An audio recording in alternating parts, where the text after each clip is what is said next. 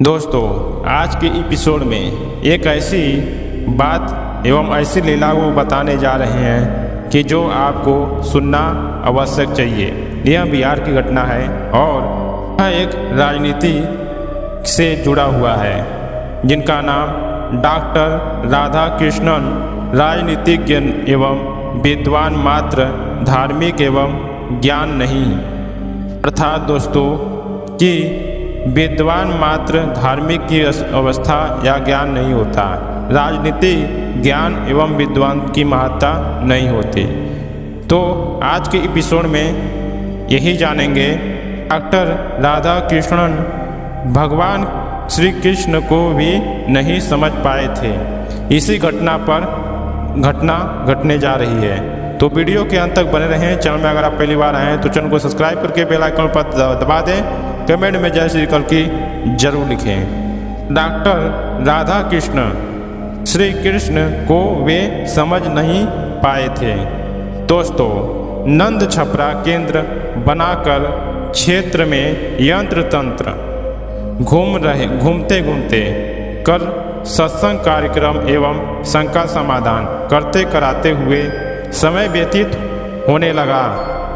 इधर श्री देवेंद्र लाल के पुत्र वेद प्रकाश ऊपर बाहरी रूप में तो आदर सम्मान एवं व्यवस्था में थे, लेकिन अंदर से उनके अंदर विश्वसनीयता एवं दृढ़ता नहीं थी। अन्य महात्माओं धर्म के नाम पर ठगाई करने वालों जैसे ही मानकर हृदय से सुनता समझता नहीं था, परंतु सत्संग एवं शंका समाधान के यंत्र तंत्र साथ साथ चलते व्यवस्था कराने तथा बार बार सुनते रहते तथा अच्छे पढ़े लिखे शिक्षकों, रामायणियों, सत्संगियों एवं बुद्धिमानों के द्वारा तर्क वितर्क शंका समाधान करते हुए एक आधे घंटे के अंदर ही माथा टेक देना तथा हर समाधानों को संतुष्ट के साथ स्वीकार एवं सामर्थ्य करते हुए देखकर वेद प्रकाश के अंदर भी लगा कि भाई इतना कम उम्र का बालक होते हुए भी इतनी जानकारी कहाँ से रखता है कि कोई भी व्यक्ति किसी भी वर्ग, जाति, संप्रदाय तथा समाज का क्यों ना हो, उसके किसी भी प्रश्न का बिना सोचे विचारे उत्तर देना, उनके किसी भी शंका का समाधान देना, हंसते हुए बिना किसी परेशानी के साथ, चाहे जितना भी आम आदमी एक साथ बोले पड़े सबको समझा देना, किसी को भी अपने पास से असंतुष्ट से न लौटाना, यानी सभी को पूर्णतः संतुष्ट कर देना, आदि आदि कार्यों, व्यवहारों, आचरणों एवं अन्य क्रियाकलापों को देखते हुए अंदर ही अंदर विश्वसनीयता दृढ़ होने लगी। तब उसी वेद प्रकाश ने सोचा कि इस सत्संगी व्यक्ति यानी भगवान कल्कि की किसी अच्छे खासे जानकार से परीक्षा करानी चाहिए। इस प्रकार से वेद प्रकाश, जो आदि शक्ति माता के भांजे यानी देवेंद्र लाल के पुत्र थे, एक दिन भगवान कल्कि से कहे कि कप्तानगंज में एक ईसाई पादरी धर्म प्रचारक रहता है, जो बहुत बड़ा जानकार है।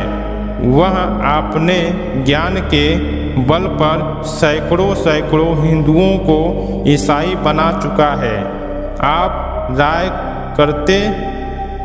आप राय करते तो एक दिन वहाँ चला जाता।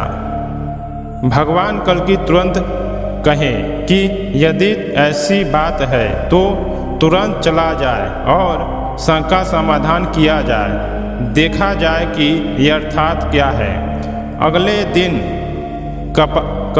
कप्तानगंज चलने की कार्यक्रम बन गया तथा वेद प्रकाश वे साधु बाबा के साथ कप्तानगंज अगले दिन भगवान कल्कि के साथ चल दिए। दोस्तों, आपने यहाँ जाना कि जो देवेंद्र लाल के लड़के वेद प्रकाश थे वह तो बहुत ही अच्छे थे, संस्कारी थे, परंतु वह शुरुआत में तो ऊपर से सारी भगवान कल्कि की चलने रहने एवं सत्संग कार्यक्रम की सारी व्यवस्था करते थे, परंतु अंदर से वहाँ भगवान कल्कि के प्रति जलते थे, क्योंकि उस समय ढोंगी पाखंडी बहुत थे और लोगों को लूटते और खाते चबाते थे। वही वह सोच लिए थे कि यहाँ लूटने खाने वाला है, कुछ समय चल रहा है और कुछ समय के बाद चला जाएगा। परंतु भगवान कल्कि के साथ सत्संग कार्यक्रमों का कार्य देखते हुए आगे चलते हुए उनके अंदर धीमे धीमे भगवान कल्कि की लीला एवं उनकी बातें जो कि समाज के बीच है, कितना बड़ा ज्ञानी और बुद्धिमानी, कितना बड़ा कोई ना हो, सब आते तो अपने शंकाओं को लेकर, लेकिन आधे घंटे एक घंटे बड़े बड़े विद्वान भी माथा टेक कर शरणागत हो जाते थे और उनकी बातों को सामर्थ्य देकर आगे बढ़ते थे। यह सब करते हुए वेद प्रकाश के अंदर विश्वास, भरोसा और दृढ़ता भगवान कल्कि के प्रति होने लगा। लेकिन उन्होंने एक परीक्षा भगवान कल्कि की लेने की ठानी। जो एक ईसाई पादरी था जो हिंदुओं को कन्वर्ट करता था ईसाई में, वहाँ से मिलाने के लिए, उससे मिलाने के लिए या भगवान कल्कि का परीक्षा लेने के लिए यह घटना उन्होंने आरंभ की। तो अब जानते हैं आगे क्या हुआ। कप्तानगंज ईसाई पादरी धर्म प्रचारक के यहाँ भगवान कल्कि के साथ शाम को करीब 3 बजे पहुँचे तो वहाँ देखा कि वहाँ ईसाई पादरी छोटे गरीब किस्म के हरिजन, मुसलमान आदि आए हुए अनेक लोगों को दवा देने में लगे थे। करीब 1 घंटा समय भगवान कल्कि के लोग उसी आश्रम में आपस में बातचीत करते हुए गुजारे। तब तक 4 साढ़े 4 बजे ईसाई पादरी साहब खाली हुए। तब भगवान कल्कि के लोग उनके पास गए और कहे कि हम लोग कुछ धार्मिक जानकारी कराने आए हैं। तब वे कहें कि अच्छा है। ईसाई पादरी पूछे कि धार्मिक चर्चा का विषय क्या होगा।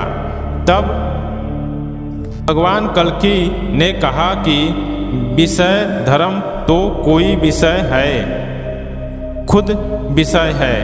भगवान खुदा गॉड से संबंधित आपस में शंका समाधान होगा। पुनः उन्होंने पूछा कि आखिर माध्यम किसी को बनना पड़ेगा। तब भगवान कल्कि कहे कि परमाणु की आवश्यकता जहाँ पड़ेगी वहाँ श्री विष्णु जी, श्री रामचंद्र जी महाराज, श्री कृष्णचंद्र जी महाराज एवं प्रभु यीशु तथा मोहम्मद साहब द्वारा उद्धृत वचनों से देख लिया जाएगा। तब तक तुरंत उन्होंने पूछा कि राक्षस कृष्ण, हमने कहा कि नहीं, भगवान श्री कृष्ण। पुनः उन्होंने कहा कि में रास रचाने वाला क्या कभी भगवान हो सकता है? तब भगवान कल्कि जवाब दिए कि बिना वैवाही या अवैवाही लड़कियों का पुत्र प्रभु यीशु हो सकता है, मसीहा हो सकता है, तो गोपियों में रास रचाने वाला भी भगवान है। इस पर ईसाई पादरी थोड़ा गंभीर हो गया, परंतु उस गंभीरता को भगवान कल्कि ने थोड़ा भी ध्यान न देकर कहा कि बड़े बंधु यानी बड़े भाई, कहीं बैठकर थोड़ी देर, जैसा कि आपके पास समय हो, कुछ धार्मिक बातें किए जाएं, कुछ शंका समाधान आपस में एक दूसरे का हो जाए। पुनः ईसाई पादरी ने कहा कि आप राक्षस कृष्ण की चर्चा कर रहे हैं। तब भगवान कल्कि ने कहा कि हम लोग आपस में महापुरुषों एवं सत्पुरुषों पर छिट्टा कसी करके वार्ता न करें, बल्कि प्रेम व्यवहार सद्भाव के साथ वार्ता कर तो अच्छा ही अच्छा होगा, तथा अथवा आप अथवा दोनों ही एक दूसरे से लाभान्वित होंगे। पुनः ईसाई पादरी बोले कि मैं छीटा कसी नहीं कर रहा हूँ, बल्कि सही कह रहा हूँ और प्रमाणित कर दूंगा। भगवान कल्कि ने कहा कि ठीक है, तो आप बतलाइए कि भगवान श्री कृष्ण कैसे राक्षस थे। तब उसने कहा कि यह मैं नहीं बतलाऊंगा कि वे राक्षस कैसे थे, परंतु मैं सर्वपल्ली डॉक्टर राधा कृष्ण की प्रमुख पुस्तक भारतीय धर्म दर्शन में उन्होंने स्पष्ट लिखा है कि मथुरा के श्री कृष्ण राक्षस थे। मैं अभी दिखला दे रहा हूँ। उस ईसाई पादरी के साथ भगवान कल्कि वेद प्रकाश एवं साधु बाबा दिव्येंद्र लाल जी उनके पुस्तकालय में गए तो तुरंत वे अपने अलमारी से डॉक्टर राधा कृष्ण द्वारा लिखी लिपिबद्ध अंग्रेजी की मोटी पुस्तक भारतीय दर्शन लाए और वह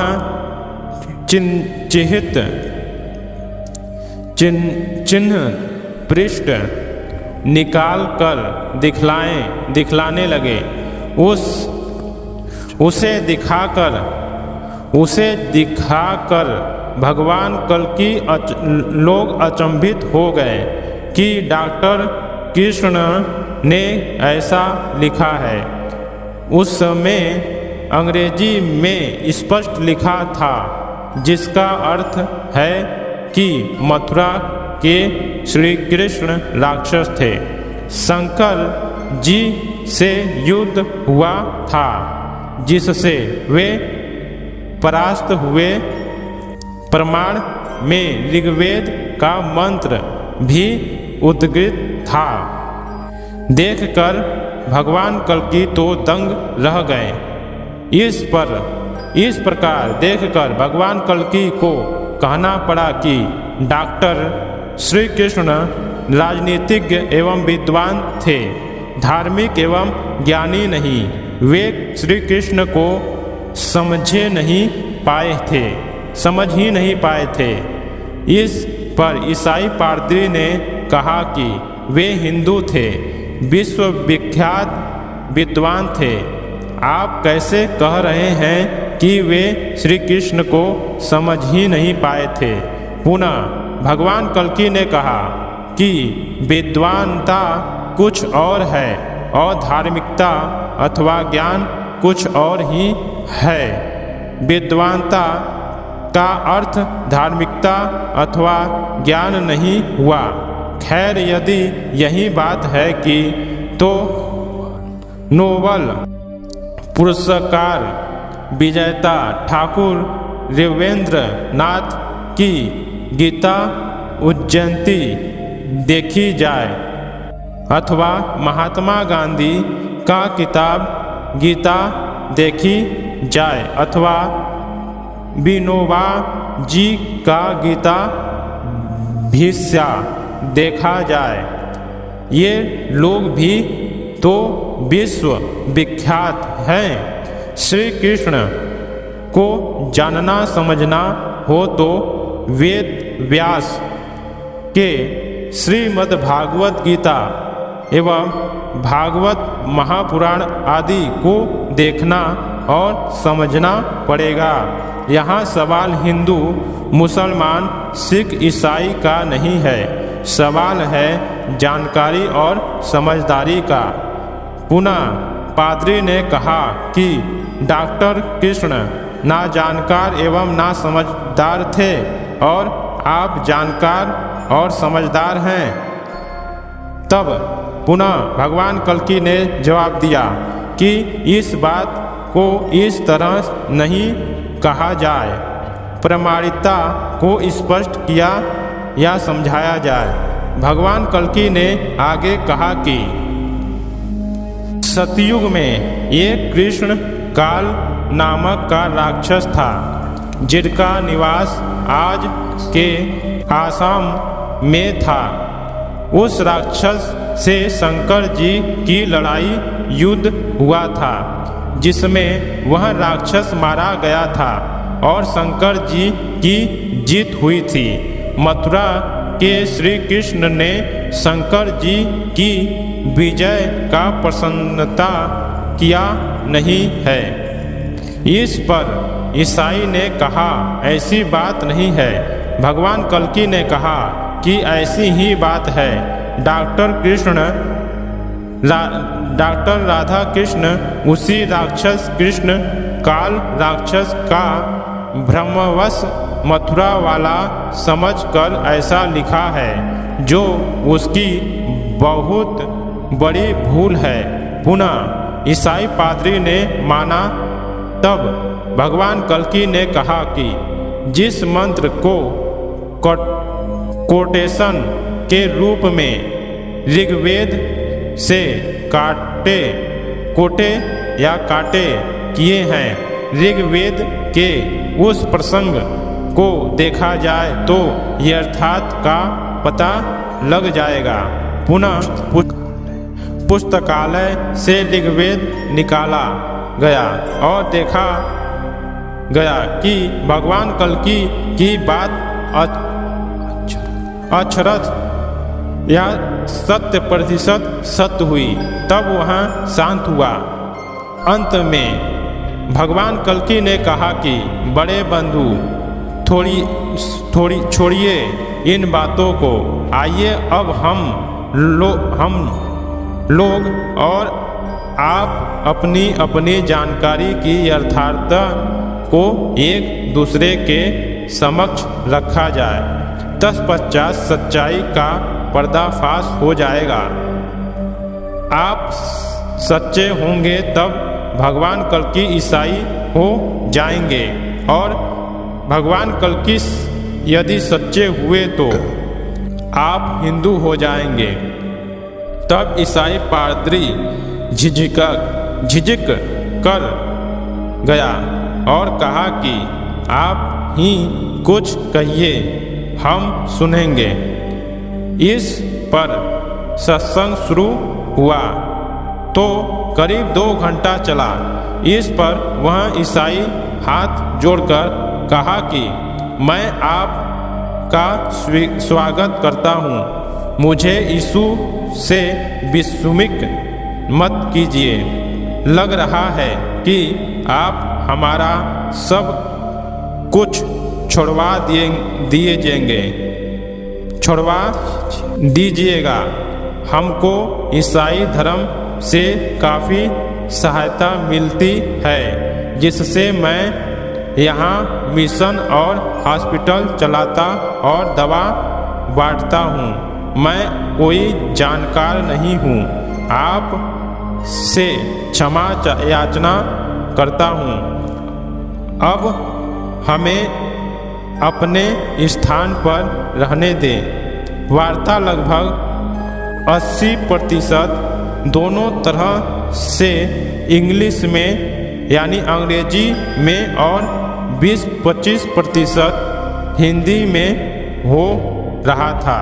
यह सत्संग कार्यक्रम और वार्ताक्रम वेद प्रकाश के हृदय पर दृढ़ विश्वास का छापा छाप दिया। वेद प्रकाश को विश्वास हो गया और भगवान कल्कि को दृढ़ विश्वास के साथ मानने लगे। हृदय से जानने लगा, सद्भाव सद्व्यवहार देने लगा और दिल से मानने लगा। लगभग 9:30 बजे से भगवान कल्कि के लोग कप्तानगंज से रामकोला तत्पश्चात नंद छपरा आए। अब वेद प्रकाश बहुत ही लगन के साथ यत्न तंत्र सत्संग कार्यक्रम रखवाने और करवाने लगा। दोस्तों, आज के इस लीला में पादरी जो नहीं जानकार था और हिंदुओं और मुसलमानों को ईसाई बनाने में लगा हुआ था, जो कि वेद प्रकाश की वजह से वहाँ पर सच्चाई खुली और उसने तो यहाँ तक कह दिया कि भगवान श्री कृष्ण जी मथुरा के जो थे वह राक्षस थे, जो कि यह सतयुग की घटना है दोस्तों। और सतयुग में एक कृष्ण काल नामक राक्षस था, जिसका शंकर जी से युद्ध हुआ था। यह घटना आपको वेद में मिलेगी और उसी वेद के उस घटनाओं को उठाकर डॉक्टर राधा कृष्ण नामक यह विद्वान या राजनीतिक जो बिना धार्मिक था, उसने अपनी किताब में लिपिबद्ध करके सबके सामने प्रस्तुत कर दिया। हम आपको बता दें कि भगवान कृष्ण जी, भगवान श्री रामचंद्र जी, भगवान श्री विष्णु जी और सनातन धर्म के प्रति किताबों में हेर फेर करने वाले इन राक्षसों का कलयुग में इनका कितना घोर विनाश होगा यह कोई नहीं कह सकता। और इनके बनने या इनको पढ़कर विस्मित होने वाले भक्तों का भी विनाश होगा। इसलिए यथार्थ रूप में सत्य को जानने के लिए, पूर्ण रूप से सच्चाई को स्वीकार करने के लिए उसका खोजबीन या उसकी जानकारी जरूर प्राप्त करें, तो आपका यह भला होगा और आप अपने जीवन में आगे बढ़ेंगे। वरना आप भगवान से विमुख हुए तो इस संसार से ही विमुख हो जाएंगे। आपका नामो निशान इस धरती से खत्म हो जाएगा। तो दोस्तों, आज के एपिसोड में भगवान कल्कि और पादरी ईसाई की घटना आपने देखा, जो बहुत ही अद्भुत एवं लाजवाब घटना थी, जो दिल को भाने एवं मन को, मस्तिष्क को भगवान कल्कि को स्वीकार करने की, दिल से उनको प्रणाम करने की और उनके प्रति भगवान को जानने की आवश्यकता आप लोगों को पड़ने वाली है। तो यहाँ भगवान कल्कि के भाई देवेंद्र लाल एवं उनके पुत्र वेद प्रकाश की घटना आरंभ हुई है। आगे चलकर भगवान कल्कि और माता आदिशक्ति और उनके परिवार की घटना इसी क्रम में होते हुए आएगी। तो आज के एपिसोड में दोस्तों इतना ही। मिलते हैं नेक्स्ट एपिसोड में। तो उम्मीद करते हैं भगवान कल्कि की यह लीला आपको बेहद पसंद आई होगी। तो वीडियो को लाइक करें, चैनल में अगर आप पहली बार आए हैं चैनल को सब्सक्राइब करके बेल आइकन पर दबा दें। मिलते हैं नेक्स्ट वीडियो में। हाँ, कमेंट में जय श्री कल्कि जरूर लिखेगा।